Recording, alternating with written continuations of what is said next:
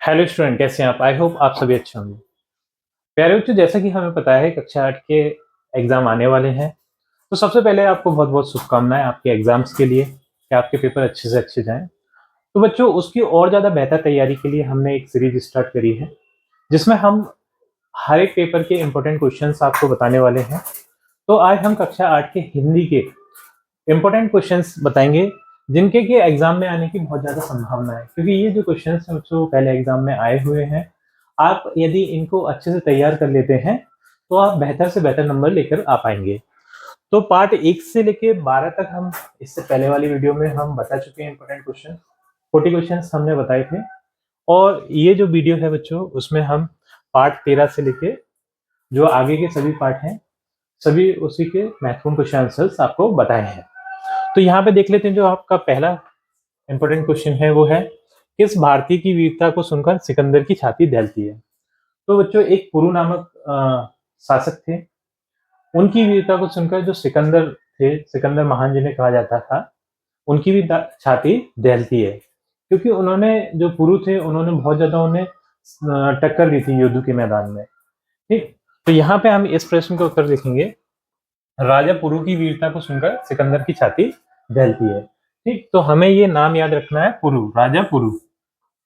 कहीं कहीं पर इनका नाम राजा पौरश के नाम से भी जाना जाता है, लेकिन आपकी जो हिंदी की बुक है उसमें राजा पुरु दिया गया है।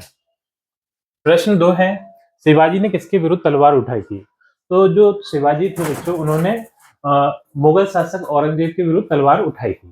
ठीक, तो यहाँ पे आपको लिखना है मुगल शासक औरंगजेब, मुगल शासक औरंगजेब के विरुद्ध तलवार उठाई थी। ठीक, प्रश्न क्रमांक 3 है बच्चों, ये है, रस की परिभाषा देते हुए किन्हीं दो रसों के नाम और उनके स्थायी भावों के नाम लिखिए। तो रस बच्चों, रस की परिभाषा होती है काव्य को सुनने, देखने अथवा पढ़ने से जो आनंद की अनुभूति होती है उसे हम क्या कहते हैं? रस कहते हैं। ठीक, तो यहाँ पे इसकी परिभाषा हो जाएगी, रस का शाब्दिक अर्थ है आनंद, यानी जो हमें काव्य को पढ़ने से, सुनने से या फिर देखने से जो आनंद मिलता है, जो हमें मजा आता है, उसी को हम क्या कहते हैं? रस कहते हैं।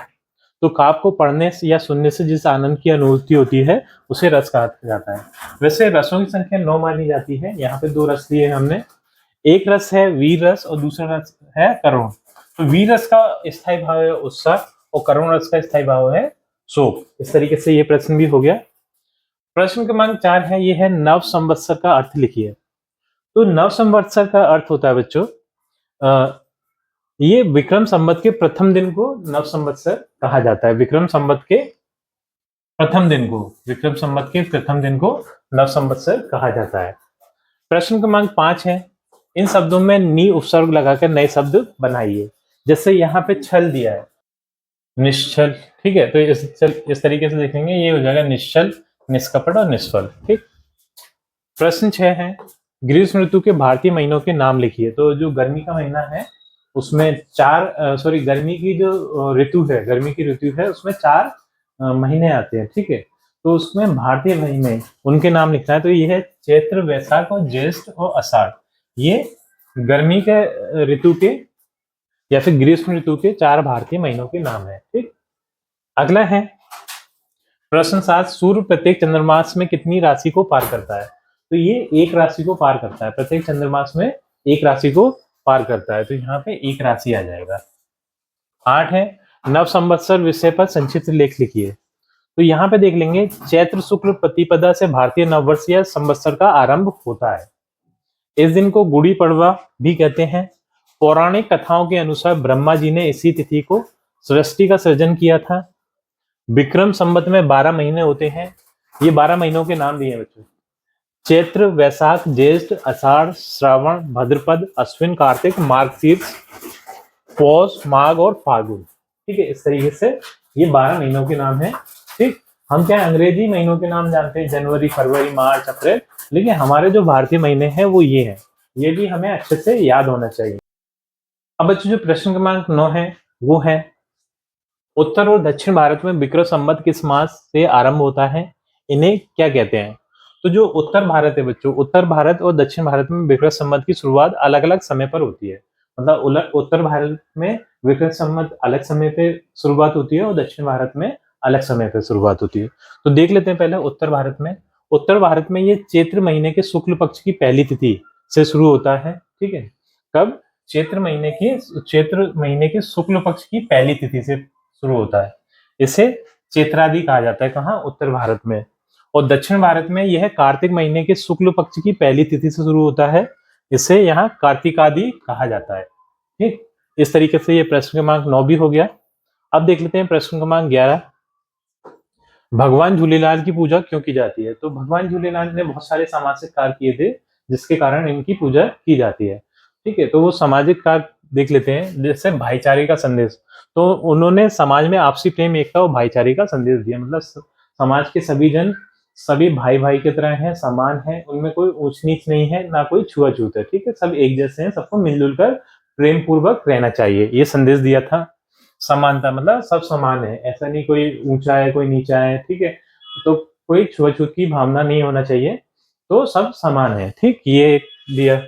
सत्य की राह, सत्य की राह क्या मतलब? हमें हमेशा सत्य की राह पर चलना चाहिए, जो सच है उसका साथ देना चाहिए और ईमानदारी से रहना चाहिए। ठीक है, तो उन्होंने लोगों को समझाया कि ईश्वर एक है। ठीक है, उन्होंने ये बताया कि ईश्वर एक है, हमेशा सत्य के मार्ग पर चलना चाहिए। रक्षा करना, उन्होंने अपने समय के शासकों के अत्याचारों को रोकने और लोगों को धर्म की रक्षा करने में महत्वपूर्ण भूमिका निभाई। तो ये सारे उन्होंने सामाजिक कार्य किए थे, इसलिए भगवान झूलेलाल की पूजा की जाती है। प्रश्न 12 है, महेश्वर के प्रमुख 3 दर्शनीय स्थलों के नाम लिखिए। तो जो महेश्वर है बच्चों, वहां पर दर्शनीय स्थल मतलब कहाँ कहाँ हम दर्शन करने जा सकते हैं, तो उन स्थानों के नाम, पहला है बच्चों महेश्वर का किला, दूसरा है महेश्वर के घाट यानी नर्मदा घाट और अहिल्या घाट, और महेश्वर के मंदिर। तो ये 3 दर्शनीय स्थल हैं महेश्वर के। प्रश्न क्रमांक 13 है, महेश्वर के घाटों को अपने शब्दों में वर्णन कीजिए। तो ये बच्चों सभी महत्वपूर्ण प्रश्न हैं। एक एक प्रश्न ऐसा है जो 2-2 3-3 बारी आपके एग्जामों में आते रहे हैं। तो इन प्रश्नों की बहुत ज्यादा संभावना है आपके एग्जाम में फिर दोबारा रिपीट होने की। तो इन प्रश्नों को आप अच्छे से याद कर लीजिए। इन प्रश्नों को भी याद कर लेते हैं तो आपके आपके प्रश्न कहीं नहीं जाएंगे, आपके प्रश्न उत्तर यहीं से तैयार हो जाएंगे। तो इसका उत्तर लिखेंगे, महेश्वर के घाटों पर प्रातः काल और सायकाल में लोग यहाँ की पवित्र जल वाली नर्मदा नदी में स्नान करते हैं। मतलब जो सुबह का समय होता है, शाम के समय होता है, तो यहाँ की जो नर्मदा नदी है, जो पवित्र नर्मदा नदी है, वहां पर जाकर घाटों पर जाकर स्नान करते हैं और जय नर्मदे मैया की जयकारे लगाते हैं। यहाँ मंदिरों की आरती और ओम नमः शिवाय के जाप से वातावरण भक्तिमय और पवित्र हो जाता है। प्रश्न 14 है, संधि विच्छेद कर संधि का नाम लिखिए। महेश्वर, तो महेश्वर का हम संधि विच्छेद करेंगे तो ये हो जाएगा महाधनीश्वर। तो ये क्या है? स्वर संधि है। मनोहर, मना धन हर, ये विसर्ग संधि है। और आशीर्वाद, आशीर धनवाद, तो ये विसर्ग संधि है। प्रश्न 15 है, स्वतंत्रता शब्द की सही वर्तनी लिखिए। तो यहाँ पे जो स्वतंत्रता शब्द है बच्चों, हम देखेंगे ये इस तरीके से लिखा था। ठीक है, तो इसमें बड़ा वा बना हुआ था, तो हमने इसे आ के डंडे को हटा के इसे सही तरीके से इस तरीके से लिख दिया है। मतलब आपको जो शब्द है उनकी सही वर्तनी आना चाहिए। ठीक, उन्हें सही तरीके से लिखना चाहिए, लिखना आना चाहिए बिना किसी गलती के। तो जो कठिन शब्द है उनकी थोड़ी प्रैक्टिस कर लीजिएगा। अगला है प्रश्न 16, ये है, इस कविता में कवि ने कौन कौन से प्राकृतिक सौंदर्यों का वर्णन किया है? तो यहाँ पे बच्चों जो पथिक से जो कविता है उसमें कवि ने धूप घास के कोमल दल, नदियों, तालाब, सुंदर पर्वत और वन वाटिकाओं और सुंदर झरनों का वर्णन किया है। ठीक है, इन सारी चीजों का वर्णन किया है। तो धूप घास के कोमल दल, नदियों, तालाब, सुंदर पर्वत, वन वाटिकाओं और सुंदर झरनों का वर्णन किया है। ठीक, तो इन प्रश्नों के उत्तर मैंने बहुत सरल करके लिख दिए जिससे कि आपको याद करने में दिक्कत ना आए। ठीक है, आप कहीं देखेंगे तो इन प्रश्नों के उत्तर बहुत ज्यादा कठिन शब्दों के साथ, कठिन भाषा के साथ आपको मिलेंगे, तो वहां पर हो सकता है आपको इन प्रश्नों के उत्तर याद करने में दिक्कत आ सकती है, लेकिन यहाँ पे आपको सरल भाषा मिलेगी। प्रश्न 17 है, स्वतंत्रता की ज्वाला में माँ आहुति की मांग कर रही है। माँ शब्द के प्रयोग द्वारा यहाँ किस माँ की ओर संकेत किया गया? तो यहाँ पे माँ शब्द के लिए बच्चों भारत माँ के लिए की ओर संकेत किया गया। ठीक है, तो इतना सा आपको याद करना है, भारत माँ की ओर संकेत किया गया है। प्रश्न 18 है, पथिक से कविता से हमें क्या प्रेरणा मिलती है? तो यहाँ पे हम देखेंगे इस कविता से हमें यह प्रेरणा मिलती है कि जीवन के रास्ते में कितनी भी मुश्किलें या रुकावटें क्यों ना आए, हमें घबराना नहीं चाहिए, हमें बिना रुके अपने कर्तव्य के रास्ते पर लगातार आगे बढ़ते रहना चाहिए। यानी हम अपने लक्ष्य की ओर जा रहे हैं तो बहुत सारी कठिनाइयां भी आएंगी, बहुत सारी मुसीबतें भी आएंगी।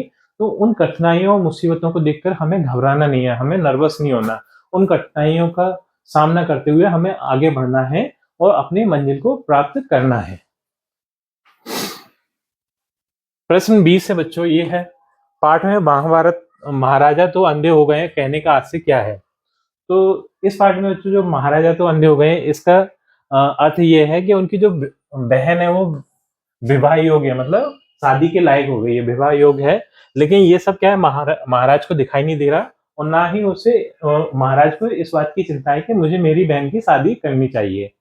तो यहाँ पे जो ये बात कही गई है कि महाराज तो अंधे हो गए हैं, तो इस बात का ये अर्थ है कि जो महाराज हैं वो अपनी बहन की चिंता नहीं कर रहे, अपनी बहन की शादी की चिंता नहीं कर रहे कि उनकी बहन शादी के लायक हो गई है, अब उन्हें उसकी शादी करना चाहिए।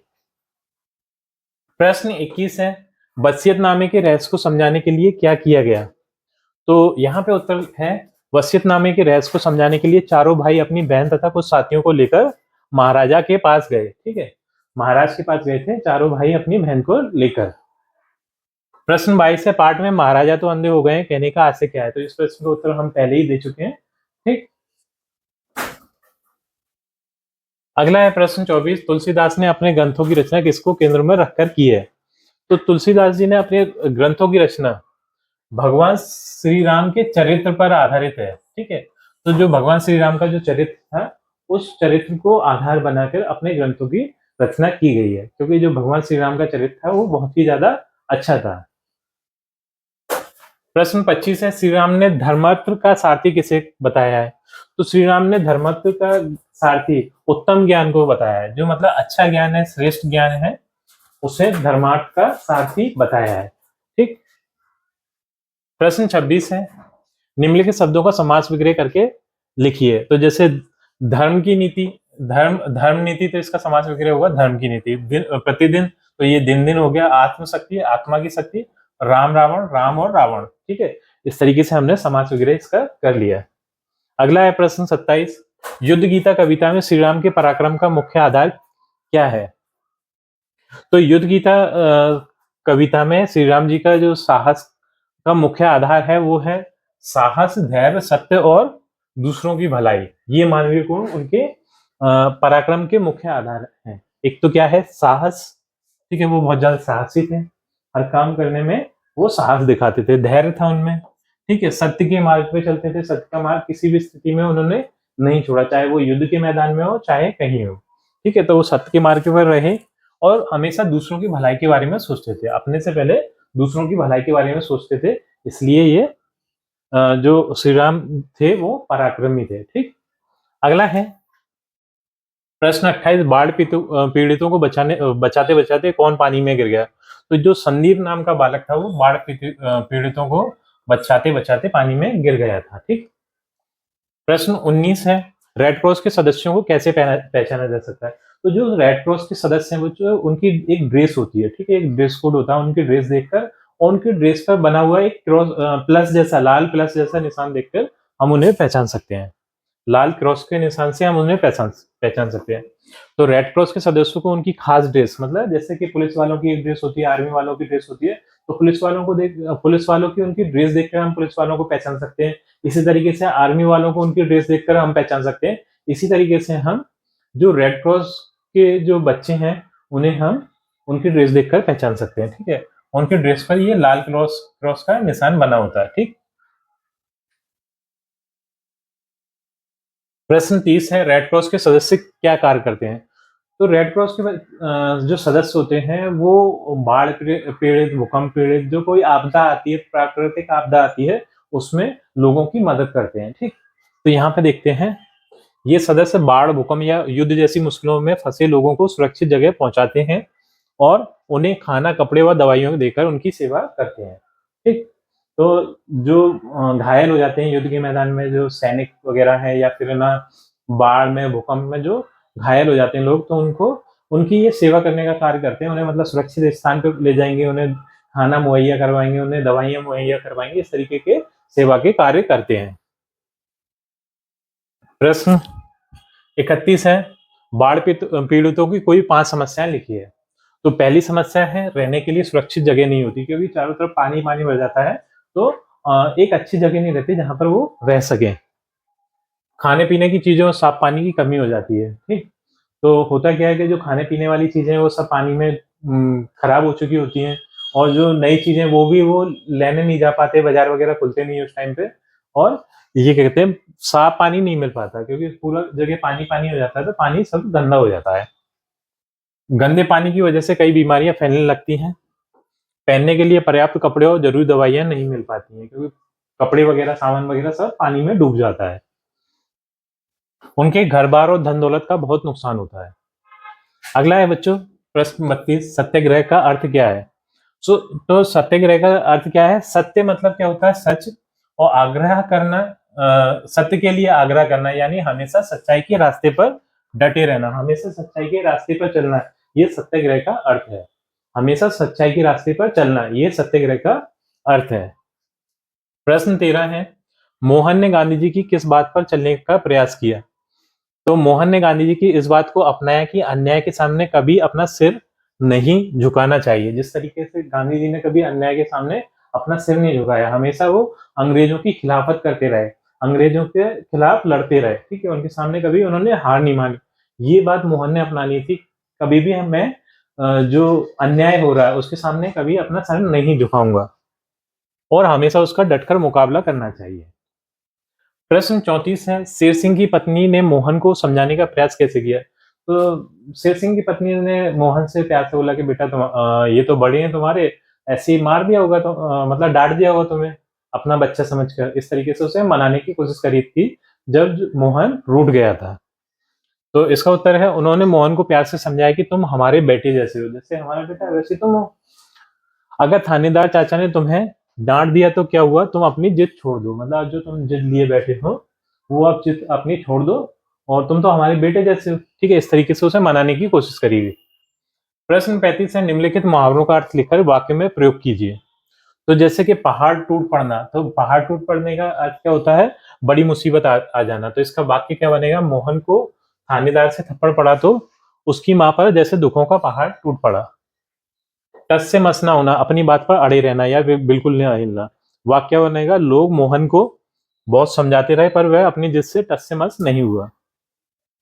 प्रश्न 36 है, सालिम अली की भारतीय पक्षियों पर लिखी पुस्तक का क्या महत्व है? तो जो सालिम अली ने जो भारतीय पक्षियों पर जो बुक लिखी थी उनके लिए उनका बहुत ज्यादा महत्व है, क्योंकि उस किताब से हमें पक्षियों के बारे में जानकारी मिलती है। उसमें क्या पक्षियों के चित्र दिए हैं, जिससे कि हम उन चित्रों की मदद से हम पक्षियों को पहचान सकते हैं, उनके बारे में जान सकते हैं।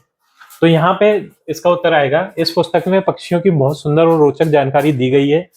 इसके चित्रों और आसान भाषा की वजह से कोई भी अनजान व्यक्ति पक्षियों को आसानी से पहचान सकता है। मतलब पक्षियों के बारे में कोई भी जो पक्षियों से अनजान है वो व्यक्ति उन चित्रों के द्वारा उस पक्षी के बारे में आसानी से जानकारी प्राप्त कर सकता है। प्रश्न 37 है, सालिम अली द्वारा फिन बया पक्षी की खोज क्यों महत्वपूर्ण है? तो ऐसा माना जाता था 100 साल तक कि फिन बया पक्षी है वो विलुप्त हो गया, लेकिन सालिम अली ने क्या है उस पक्षी की खोज कर ली थी, तो उससे ये हुआ कि फिन बया पक्षी अभी विलुप्त नहीं हुआ है, ठीक। तो इसका उत्तर है, यह खोज इसलिए जरूरी थी क्योंकि यह पक्षी पिछले 100 सालों से गायब यानी विलुप्त माना जा रहा था। मतलब ऐसी प्रजाति जो इस पृथ्वी से ही खत्म हो जाती है, ऐसा माना जा रहा था कि जो फिनबया पक्षी है वो तो इस पृथ्वी से ही खत्म हो गया, जैसे डायनासोर वगैरह विलुप्त हो गए ना, खत्म हो गए, वो प्रजाति अब देखने को नहीं मिलती, इसी तरीके से जिसे सालिम अली ने फिर से खोज निकाला। प्रश्न 38 है, वे कौन सी आंतरिक भावनाएं थी जिन्होंने सालिम अली को पक्षी विज्ञानी बना दिया? तो यहाँ पे इसका उत्तर लिखेंगे, सालिम अली के मन में पक्षियों के जीवन, उनके खाने रहने और बच्चों के जन्म देने के तरीके को जानने की बहुत गहरी इच्छा थी। मतलब जिज्ञासु थे बहुत ज्यादा पक्षियों के बारे में जानने की, तो इससे उन्हें वो उनके बारे में जानते रहे और है ना वो एक पक्षी प्रेमी बन गए। प्रश्न 39 है, सालिम अली किस लिए पूरे संसार में विख्यात है? तो वो पक्षी प्रेमी थे, उन्होंने नए नए पक्षियों की खोज करी, उनके द्वारा लिखी गई पुस्तक बहुत ज्यादा फेमस है, ठीक है, इसलिए वो पूरे संसार में प्रसिद्ध है।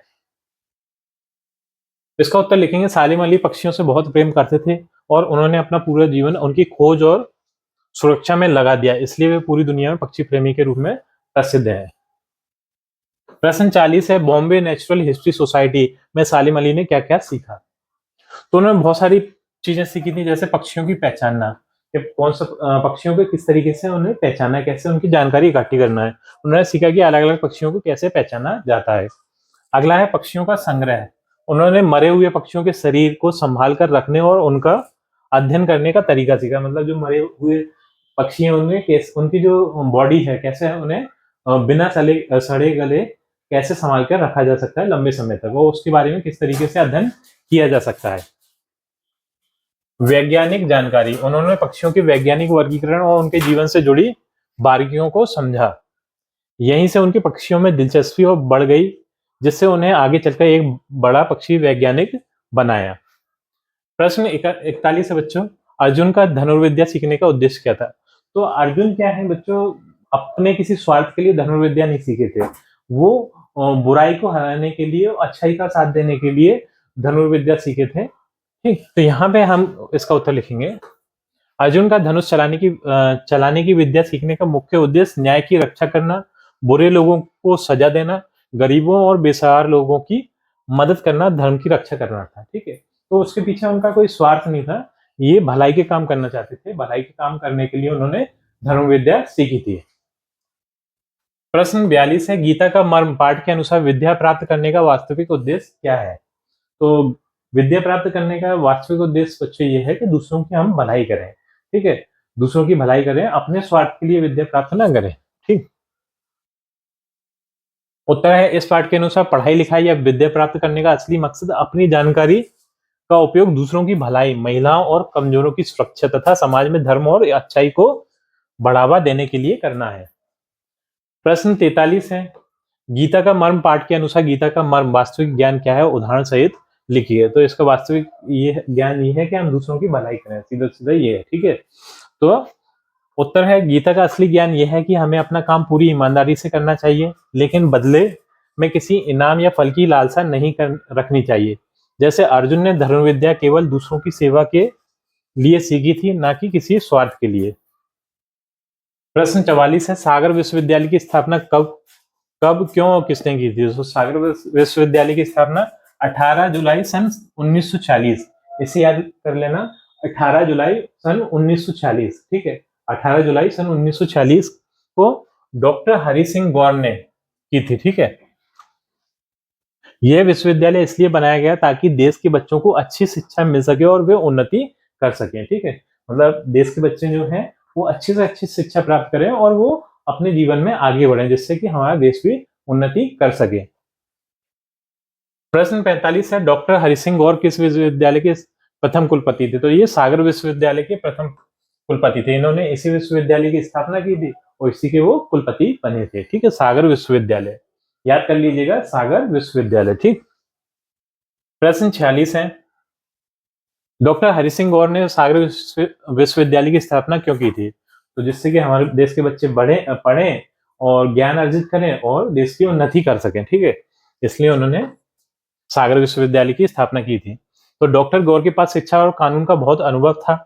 वे मानते थे कि किसी भी देश की तरक्की के लिए शिक्षा ही सबसे बड़ा साधन है, इसलिए उन्होंने अपनी मेहनत की कमाई से इस विश्वविद्यालय को बनवाया था। प्रश्न 47 है, महर्षि परशुराम सदैव अपने गुरुजनों और माता पिता की आज्ञा का पालन करते थे तथा सदैव बड़ों का सम्मान करते थे। ठीक, ये देखिए प्रश्न 48 देखिए बच्चों, महर्षि परशुराम ने किन किन लोगों को शस्त्र शिक्षा दी और क्यों? तो उन्होंने भीष्म पितामह, द्रोणाचार्य और महारथी कर्ण, इनको धनुष विद्या दी थी। धनुष विद्या इसलिए दी थी कि वो धर्म की रक्षा कर सके और दूसरों की भलाई कर सके, इसलिए उन्होंने इन तीनों को ये धनुष विद्या की शिक्षा दी थी, शस्त्र शिक्षा दी थी। ठीक है, तो इसका उत्तर हम देखेंगे, महर्षि परशुराम ने भीष्म पितामह, द्रोणाचार्य और महारथी कर्ण जैसे महान योद्धाओं को हथियारों की शिक्षा दी थी।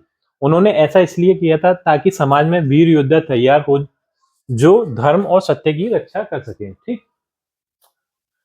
प्रश्न 49 है, महर्षि परशुराम द्वारा सामाजिक उत्थान हेतु किए गए प्रयासों का उल्लेख कीजिए। तो इसका उत्तर है, महर्षि परशुराम ने समाज को सुधारने के लिए समुद्र के किनारे रहने वाले पिछड़े लोगों को इकट्ठा किया और उन्हें शिक्षित व संस्कारी बनाया। उन्होंने ऊंच नीच के भेदभाव को खत्म कर समाज के हर वर्ग को मुख्य धारा से जोड़ने का काम किया। ठीक इस तरीके से ये हमारा प्रश्न क्रमांक 49 भी कंप्लीट होता है। ये 49 प्रश्न ही बच्चों बहुत ज्यादा महत्वपूर्ण है। तो इसी के साथ हमारी ये वीडियो कंप्लीट होती है। आई थिंक ये वीडियो आपको पसंद आई होगी। यदि वीडियो आपको पसंद आई हो बच्चों, वीडियो को लाइक करिए, चैनल को सब्सक्राइब करिए। आपसे मिलते हैं अपनी अगली वीडियो में।